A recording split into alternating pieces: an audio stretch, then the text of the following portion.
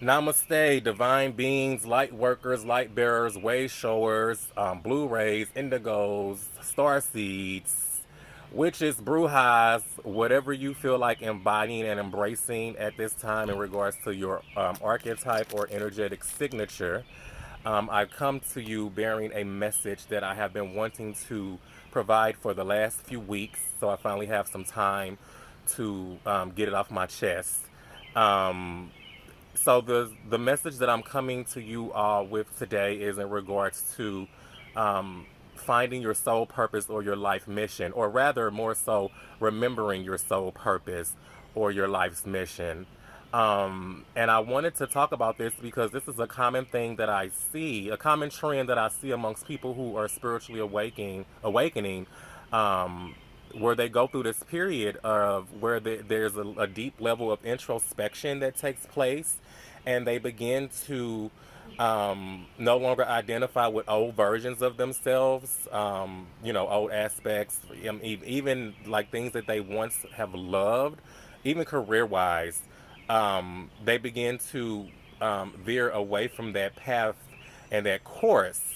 Now, what happens is that when you begin to transition from a 3D level of consciousness to a 4 up into the fifth, you start to connect with yourself from a higher version of yourself, and you open yourself up to the realm of spirit, and you start to get antsy, because a lot of us, especially star seeds, a lot of us have always had this deep and profound feeling like there was something that we are supposed to be doing in this world, and it's typically always connected to being of service to others if you have chosen the path of the light for this particular incarnation.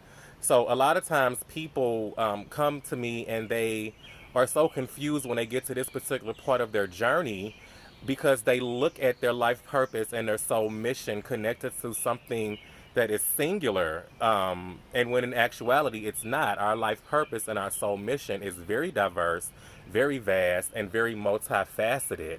So I wanted to bring forth some information that has helped me along my journey throughout the past 6 years. And I hope that this message and this information resonates with someone within their heart space, or if you've been compelled to look at this video, then this message is definitely for you. Um, so again, like I said, when our soul mission and our life's purpose is multi-layered, it's multifaceted.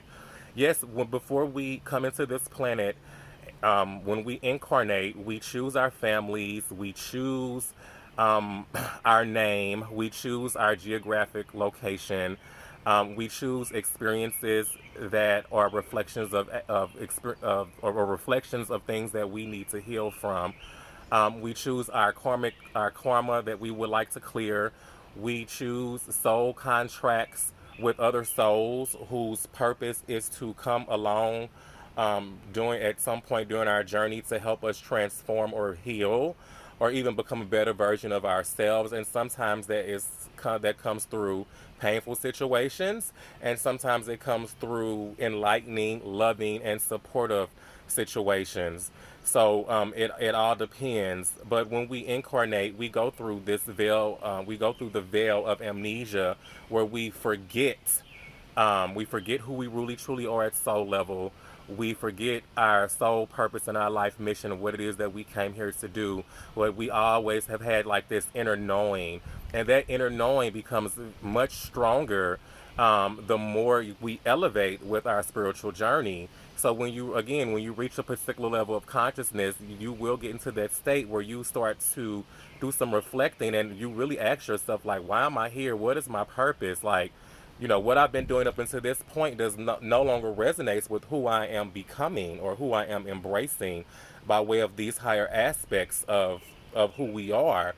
So, it's a cycle where we begin to do away with the old things that are not resonating with us, and then we get to a place where all of this, what we perceive as new energy, which is really it's new in a sense of, because we're coming into a new level of being and knowing, but it's part of who we have always been. So again, a lot of us always have had that deep inner knowing that we are here to do something we're here to do something really big, and we have a mission and a purpose that is connected. So, like when it comes to soul mission, it's like, okay, what am I here to do? And your soul mission is heavily connected to your soul's purpose because it's really all one and the same, just different expressions or different levels.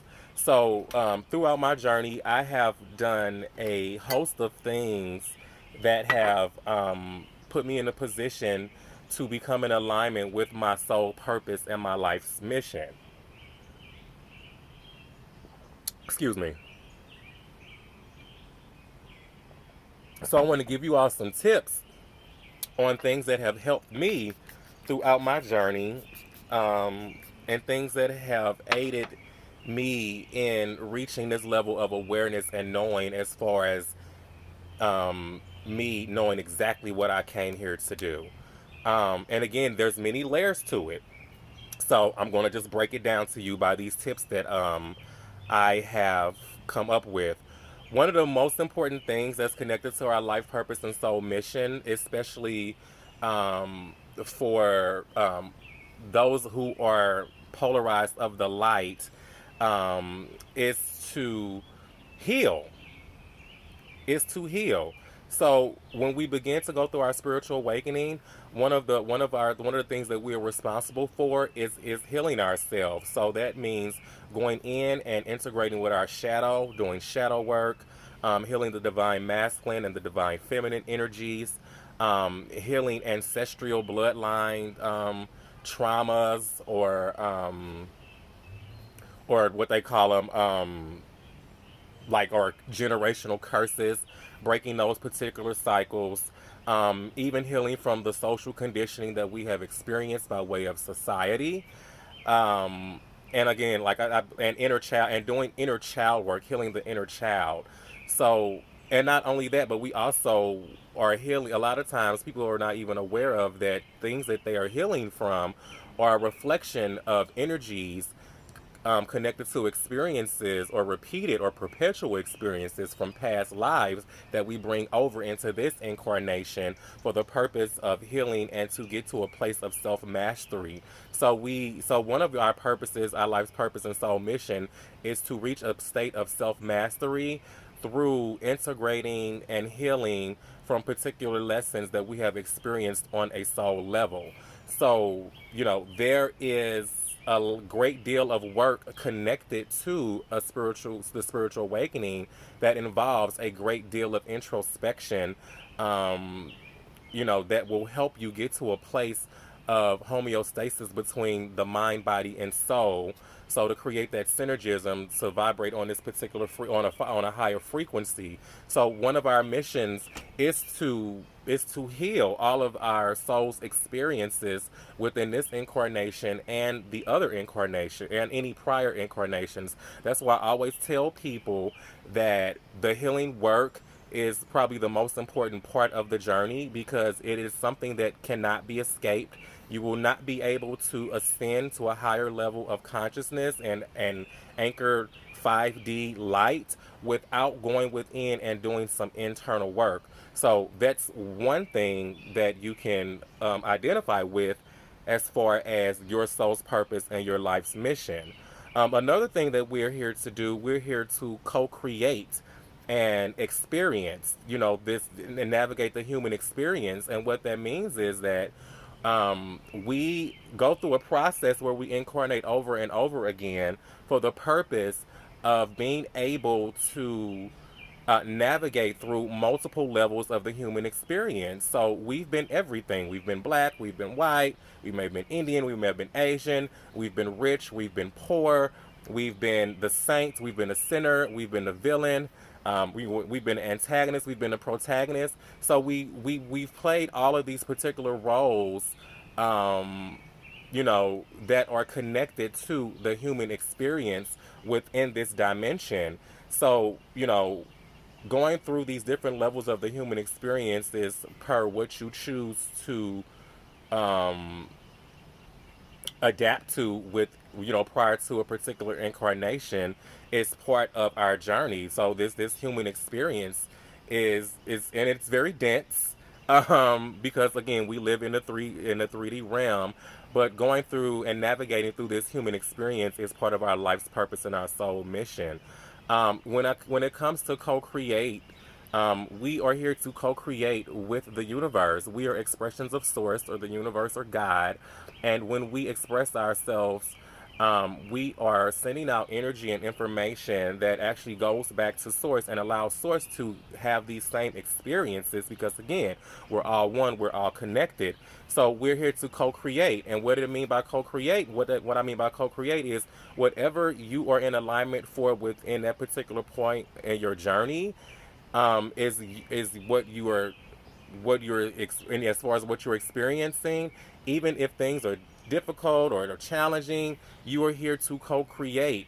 And you're also, and what I also mean by co-create is that we are here to share our innate talents, gifts, and abilities, and create through that particular platform. And one of the reasons why co-create is so important is because we live in a society that has demonized and suppressed the divine feminine energy, because this society is very, patriarchal, and has been for a very long time. So the divine feminine energy is connected to creative energy, nurturing energy, learning to receive. It's also connected to intuition. Um, so when you think about creativity, we live in a society also where we're socially conditioned that, where a lot of us get trained or conditioned to believe, oh, you can't make a living off going and being an artist and drawing and writing, drawing art or painting or writing books or even singing or, expressing yourself through poetry. We live in a society that suppresses that energy. If you think about when schools do budget cuts, some of the first things to go are the art programs. So we are here to co-create. So even for star seeds, indigos, light workers, or just souls in general, don't put yourself in a position to beat yourself up because you feel like that what you love to do is not, there's that what you love to do is not in alignment with who you are and your life's purpose and your soul mission, because there's not a dollar sign attached to it. Because again, we live in a money driven society. So success in this society is about class status and your money, your degrees, whatever the case, whatever the case may have you. So that's a social conditioning pattern that we have to break. And through your creative expression and your of your arts or whatever that may be, you are sharing a part of your soul. You are sharing a part of your innate gift. So even if it's more so a hobby and it's something that you're not making money off of, does not mean that you are supposed to stop expressing yourself and stop co-creating, because again, that's what you came here to do.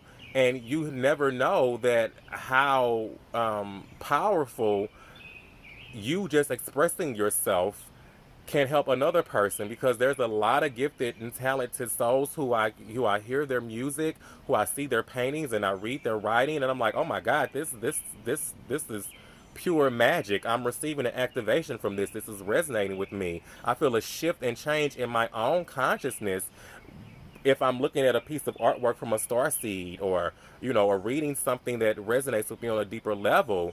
And with that, through that co-creation, guess what? You are fulfilling your life's purpose and your soul mission. Even if it's through, again, just going out here and creating or expressing yourself at soul level in whatever way you deem fit or appropriate for you. Um, Doing inner child work and doing inner child healing will allow you to tap into that innocence, that aspect of you prior to you becoming conditioned by society and your family and your experiences out in the world. Because when you start to do inner child work and do inner child healing and clearing, you start to also connect with that part of yourself that you have invalidated. So even so, doing inner child work will allow you to tap back into that creative energy of the child, tap into that imagination, and it'll, or just really kind of going back over things that you were attracted to or that you loved to do when you were younger, are representations of who you are at a soul level. But so many people, so many of us lose those parts of ourselves because we become conditioned by way of society. So doing inner child work, inner child healing, exploring your inner child, getting in tune with that aspect of yourself is another way to help remember your soul's purpose and your life mission. Um, Another thing is that what that I don't that I want to talk about is that the way in which you are polarized. So before we incarnate, we choose to be polarized of the light or of the dark. Now the difference is it's really two sides of the same coin, but just vibrating at different frequencies. So if you are a soul that has chosen to incarnate and have more of a negative experience, that means that your lessons and the things that you experience within your lifetime may be a little bit more challenging, may be more difficult for you to navigate through. But that is how your soul has chosen to experience this particular incarnation, and it's all about the soul's growth and, again, the human experience. So you may be polarized negative, and that just means that you will probably attract a lot of situations that are may not be as positive in nature. And it also means that you may be the person who is meant to be the antagonist. So you may be the person whose job and mission is to affect people negatively so that you can promote change and transformation within them. And even if you are a negative polarized soul, you can also choose to operate from a place of the light. So understanding how you are polarized is highly important. If you are polarized positive, then you 9 times out of 10, you are here to be of service to others. You are here to emit unconditional love, peace, balance, and harmony.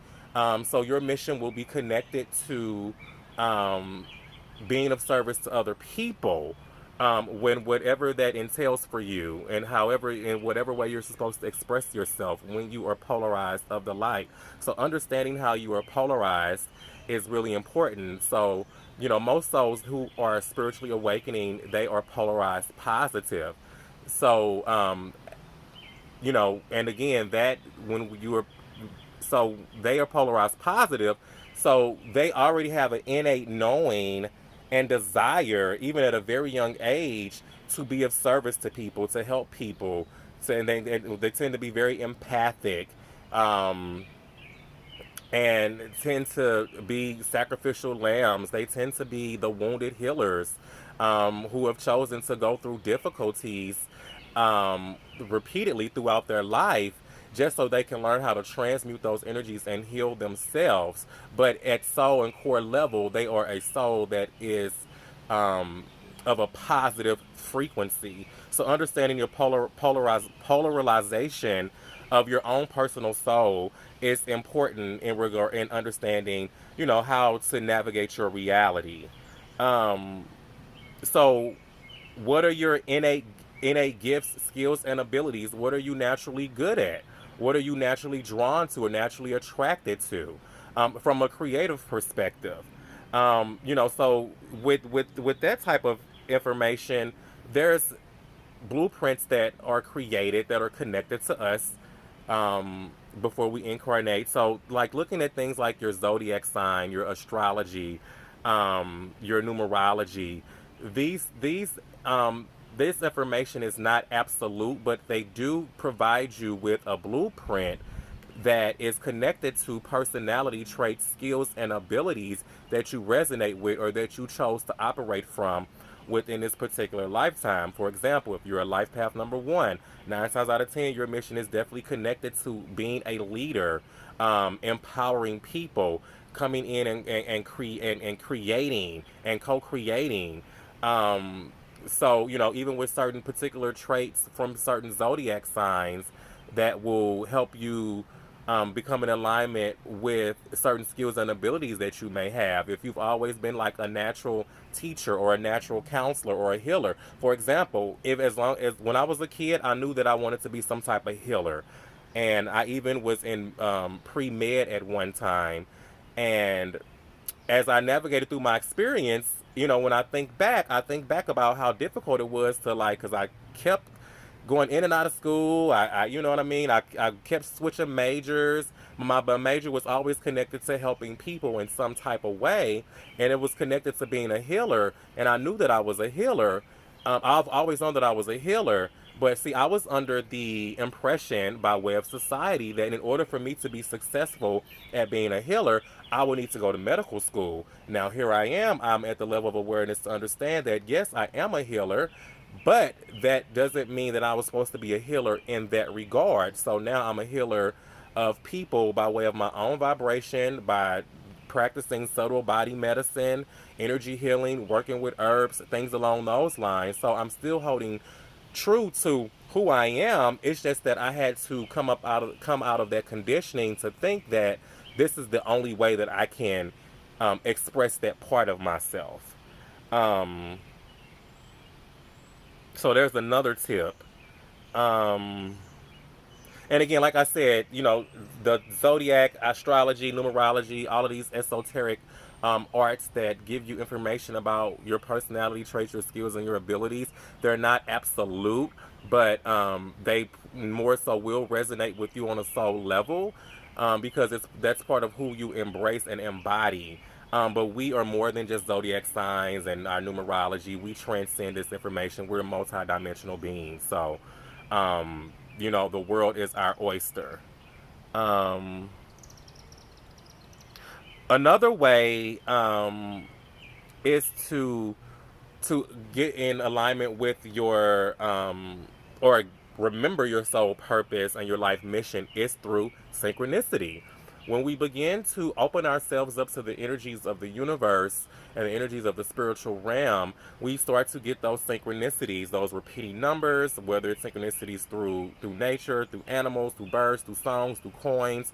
There's so many, the infinite amount of synchronicity that is available to us is it's infinite, but a lot of times spirit will relay information to you based on what you resonate with. For example, I receive a lot of my synchronicities through nature. I'm a shaman, so naturally spirit says, oh, let's send him a message from this particular bird or this particular animal, because he's more prone to pay attention to it because it's what he resonates with. And when you begin to start to really take the time to identify what these signs, symbols, and synchronicities mean for you, and I don't mean saying, oh, I see 1111 or I see 222, I know that means something, and then you leave it there. No, it's your responsibility to identify what it is that what this message is saying to you, and your synchronicities always are in alignment with your vibration. It's a vibrational match for your the frequency that you emit. So let's say, for example, if you are operating on a frequency where you are out of balance, emotionally, mentally, or physically, or spiritually, or your relationships may be out of balance. It may be some discord there, and you're getting messages about 222. You're getting messages by way of 222. And 222, understanding the vibration of the two in and of itself, which is a feminine number, represents intuition, balancing, networking, balancing the emotions and the mental aspects, thinking from a more positive perspective. So then you would then take that synchronicity and look within yourself and identify what parts of that resonate with where you are currently at within your path. So with the synchronicities, they also come in as confirmation. And when you begin to open yourself up to really dig in deep to determine what these synchronicities mean for you, you will be divinely guided and led down your path. For example, like let's say you start manifesting something and you're writing something in your notebook about starting a business, and then 2 days later, Spirit sends you a soul who you may not even know personally. You start talking to this person and they give you tips and information about starting a business. So that's the universe's way of saying this is confirmation that you're on the right path, and whatever it is that you're currently working on, you should put your efforts into it. So once you begin to again, follow the synchronicities that are being projected to you by way of the universe, you will find yourself in divine alignment, and you'll help remember your life's purpose and your soul mission. Now, the synchronicities work both ways because they may slow down or they may be more omen like, depending if you are veering off your course. And again, these synchronicities come to us by way of our own vibration. So, living your life synchronistically can definitely help you become in alignment with your divine purpose and your soul mission. For myself, I have mastered a number of different things throughout my journey. I've been attracted to a number of different things, studies, cultures, and I had to understand that these are just merely fragments of different levels of consciousness by way of fragments that are connected to a bigger picture. So again, that goes to show you that your life's purpose and your soul mission is not singular in nature. It's multifaceted. So really paying attention to, like with me with spiritual work, don't want to say I fell into it, but this was not a plan that I had. This is not something that when I was younger, I was like, oh, I want to be this, I want to do this, I want to be a spiritual teacher, a healer. It was absolutely, it was not connected.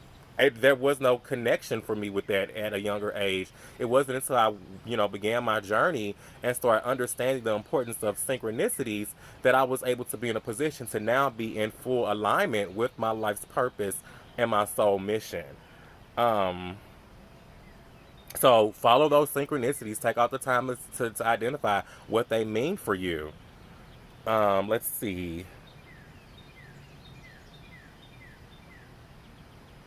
So another way in which you can um, identify with your soul's purpose and your life mission is by um, going a little bit deeper within your journey and working with and understanding the multidimensional aspects of us as a soul. So what I mean by that is that we know of, we exist in 12 dimensions simultaneously. And even when people talk to me about their higher selves, I'm like, well, which one? Because we have more than one higher self.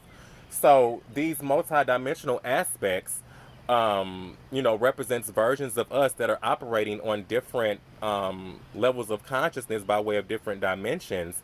So, working with doing like past life work, understanding who you are as a soul, as a star seed, as far as like your star seed origins. Are you from Polaris? Or are you from the Pleiades?